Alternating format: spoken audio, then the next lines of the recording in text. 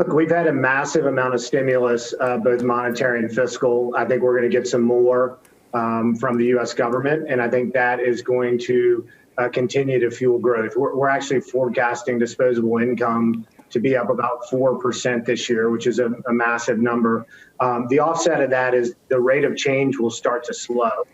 I think you guys have reported on a bunch of this, but we've been quite active as a firm on behalf of our LPs since February, and we've tried to take advantage of some of the dislocation. But I think it's important to keep in mind that a lot of the economy's recovered, but some of this the rate of growth will slow, and as that does, that will probably disappoint some expectations. So we're still constructive on overall risk assets, as we detailed in our piece and our outlook to our clients. But what we think is it's more measured from here as rate of change starts to moderate. Henry, as you look at how the global markets have kind of metabolized this outlook, right? Emphasis on the big secular growth stocks, that's been pretty consistent, but also high yield. Credit has actually improved a lot and is not building in massive upside in defaults or anything like that. Do you think the markets have roughly gotten it right here, or do you see some mispricings that you're going to look to exploit? I think we highlight this. I mean, we think the markets have largely got it right on high yield. We do an implied default monitor. It's right now about 7.5%, which is right around what we think is going to happen in that market. In equities, we think that you have some demand destruction, kind of about maybe 5 to 10%, and that's what on a permanent basis, that's what the market is discounting in. I mean, remember, unlike I think most of the folks you guys are talking to, we're, most of our capital is 8+ years. So we're trying to get it right for 23, 24, 25 and beyond. And so we've really been thematically focused during the downturn. I think it's one thing our leadership has really driven us to do is not try to just, think about what's the here and now, but really where are we going? And so, we've been very aggressive in Asia. That's one of our flagship regions where we have a lot of offices and a lot of local presence. And we were able to discern trends in Asia that maybe others weren't able to see and apply that to Europe and the US. And then we've also taken some of our intellectual capital from the US, particularly around things like nesting and people staying at home and kind of personal safety around transportation, and apply that into the emerging market. So it's been a global effort. And I think that the market has it right. I think one thing we are watching, which you and your team have commented on, is it is unusual to have gold going up, the dollar going down, and then to have rates going down. That's not that's somewhat of the unholy trinity. So we are focused on that. I think what it means to us is we'll hear more from the Fed, but look, ultimately, rates are going to stay low for some time, but there's just the stimulus comes at a cost, and the market is starting to price that in.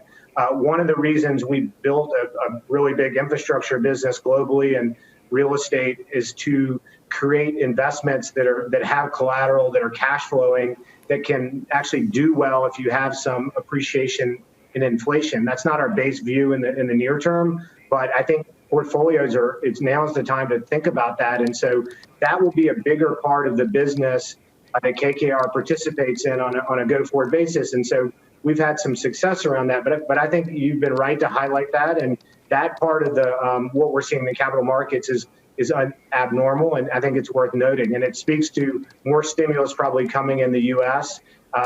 Given where rates are so low and financing costs are low. But ultimately, there is a cost to that.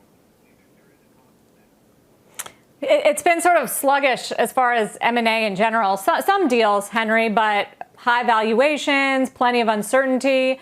What's it like for private equity right now? You were starting to talk a little bit about the themes that you guys see unfolding from consumers, like staying at home. How bullish are you on some of these permanent trends, and where are you guys investing around it? I mean, we've been very active as a firm, both with our partners in terms of putting in our funds, but also syndicating excess equity to those that want it. And I'd say really globally that's taken place across all of private equity. Key things for us have been digitalization. I think e-commerce people have talked about, but really explosion in data usage. That's important. One other thing that we really went back and looked at, unfortunately, after the tragic events of 9/11, when you get a shock, people do more domestic travel. They focus on their homes. It's this concept of nesting where they fix things up around there, and that's obviously going to be a big part of the story going forward.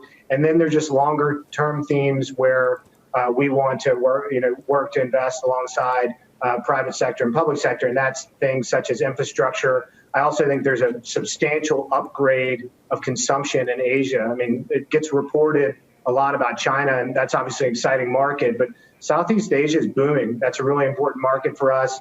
We're also seeing, in terms of key trends, divestitures. A lot of big companies right now had probably a little too much leverage coming into this downturn.